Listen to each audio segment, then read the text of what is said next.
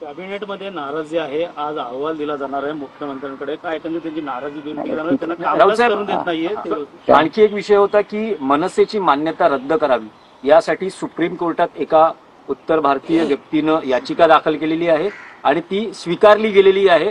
त्या याचिकाकर्त्याचं म्हणणं आहे की धार्मिक द्वेष पसरवला जातोय आणि उत्तर भारतीयांना मारहाण होते मुंबईत. की धार्मिक द्वेष हा जर विषय असेल तर सगळ्यात आधी भारतीय जनता पक्षाची मान्यता रद्द व्हायला पाहिजे.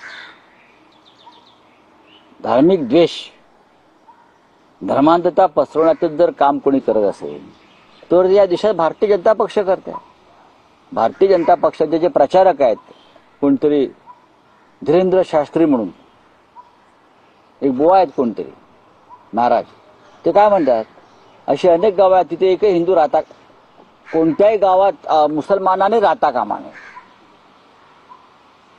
गावात मुसलमानाने राहू नये, फक्त हिंदूंनी राहावं, अशा प्रकारची भाषा या देशात करणारे आहेत. आणि त्यांच्या दर्शनाला नरेंद्र मोदी जातात मुद्दाम. म्हणजे नरेंद्र मोदींची त्या शास्त्री बुवाच्या म्हणण्याला मान्यता आहे. मग हा जर विषय असेल, धार्मिक द्वेष पसरतोय म्हणून मान्यता रद्द करा, मग सुरुवात भारतीय जनता पक्षापासून केली पाहिजे. मनसे वगैरे नंतरच्या गोष्टी.